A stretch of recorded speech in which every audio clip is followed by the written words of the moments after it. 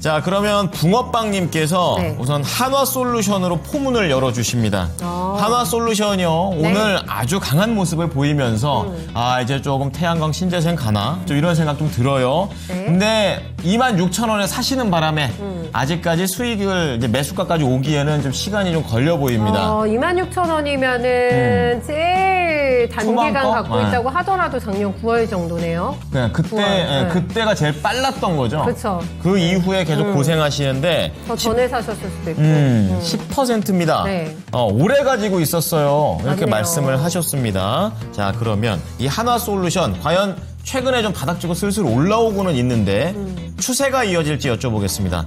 자, 전문가님, 한화솔루션 앞으로에 대한 전망 어떻게 보면 될까요? 네, 하나솔루션은 여러분 아시는 분들 계시겠지만 이거는 제가 이 밑에서 추천 나갔던 종목이죠. 네, 그리고 이 추천에 대한 근거는 제가 이 종목을 보는 뷰에 대해서 여러 차례 설명드리는 것 중에 대표적인 상황입니다. 어떤 거냐?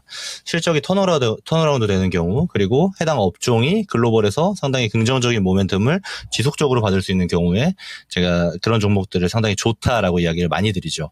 그러니까 우리 종목으로 치면 좀 단적으로 표현하면은 수출단 종목들 중에서 실적이 돌아섰는데 해외에서 보니까 이게 더 많이 팔릴 것 같네? 이런 구조면 상당히 긍정적인 뷰가 나오게 되는 겁니다. 물론 디테일하게 들어가면 제가 할 얘기가 훨씬 더 많지만 보편적으로는 그래요.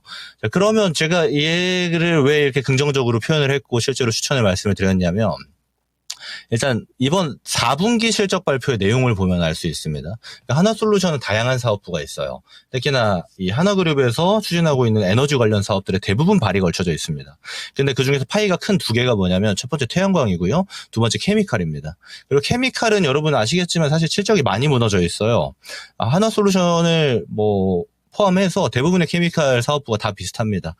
여기에는 중국과의 단가 경쟁에서 밀렸던 거, 그러니까 점유량이 밀렸던 거랑 실제로 좀 적자를 보면서까지 점유율을 유지할 수밖에 없는 상황들이 초래되는 건데, 자, 그럼에도 불구하고 이번 4분기 실적 발표에서 흑자 전환이 됐단 말이에요. 그러니까 작년 한 해 동안 적자였다가 어떻게 가능했냐? 태양광이 잘 팔렸습니다.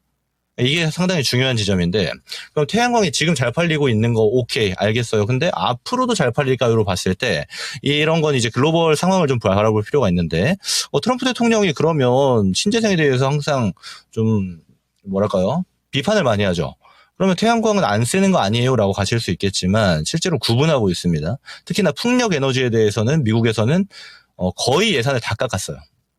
지속도 안 될 가능성이 높고 있는 풍력도 없애겠다는 이야기입니다.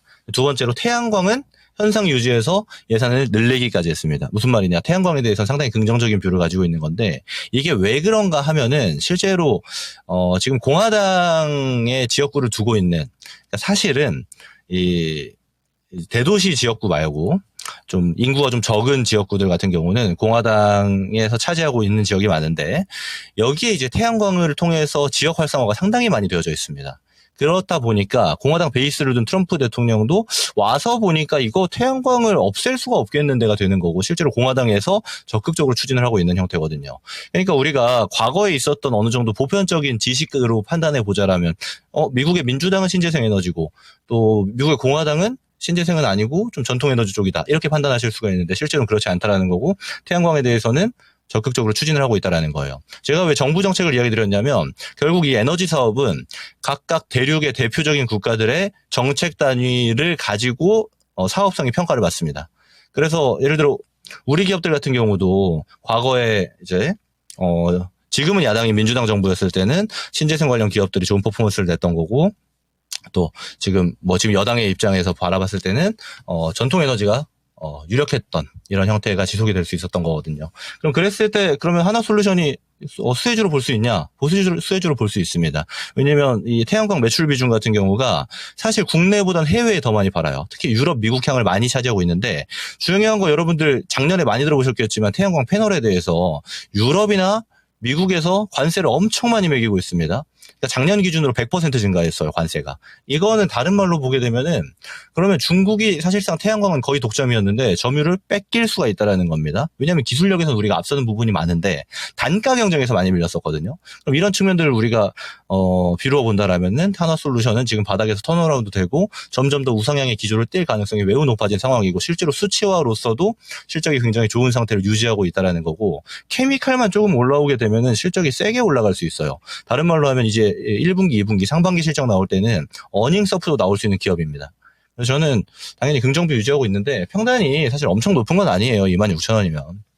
저는 그래서 이게 단기적으로 이번 주 이제 내일 저녁이 되면 뭐 PC 발표라든지 다음 달이 되면은 공매도가 또 들어오게 되고 또 FOMC에 대한 금리 결정도 진행됩니다. 어떤 얘기냐면 시장 전반적인 변동폭이 발생한다 보니까 하나솔루션 또한 등락이 좀 나올 수 있는데 이거 26,000원에 사가지고 손해볼 종목은 전혀 아니라는 겁니다. 쭉 끌고 가시면 되고 기관 투자로서의 매력도를 갖고 있는 종목이다 보니까 이게 테마라든지 이런 단타 종목이 아니에요. 좀 끌고 갔을 때 보다 메리트가 있는 종목이니까 저는 기관 투자를 통해서 좀 수익 극대화하는 전략으로 가져가시면 좋겠다.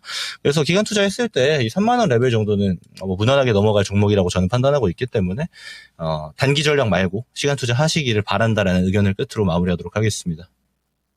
전문가님 한화솔루션 관련해가지고 노승원님도 이제 질문을 해주셨는데 네. 이제 기관 투자 얘기도 해주셨지만 조정이 됐었을 때 그러면 다시 좀 더 뭐 실어가지고 가서 수익을 극대화시킬 수 있는 방법도 괜찮다고 보십니까? 괜찮은데요. 이거 어떻게 보셔야 되냐면 그러니까 노승원님의 질문은 이런 겁니다. 그러니까 지금 단기 변동성이 우려되는 시장이다 보니까 현금 비중 챙기는 게 나을까요? 이건 포트 전략이죠. 포트 전략 입장에서는 현금 비중이 좀 남아 있다라면은 하나솔루션을 좀 더 끌고 가도 되는 거고 현금 비중이 없다라면 하나솔루션처럼 오늘 이제 시세가 좀 나왔을 때 일부 챙겨놓는 것도 좋은 전략이 되겠죠. 그래서 이거는 포트 입장에서가 있고 종목 입장에서가 있는데 포트 상황이 이제 각각 다르시다 보니까 저라면은 현금 보유량에 따라서 좀 선택을 할 것 같습니다. 왜냐하면 추후에 다시 잡을 수도 있거든요. 하나솔루션 같은 종목은. 그래서 기회가 지금만 있는 건 아니기 때문에 포트 상황에 맞춰서 좀 유동적으로 관점을 가져가시는 게 좀 필요해 보입니다. 네. 자, 한화솔루션과 관련해서 다양한 시각을 들어봤습니다. 자, 수익 내시고 계신 분들에 대한 얘기도 추가로 드렸고요. 네. 우선 붕어빵님은 보유하시고 기간 투자로 수익 극대화 전략입니다. 중장기로 봤었을 때 3만 원 이상은 조금 부담 없이 갈 수 있다고 하니까 참고하시기 바랍니다. 네.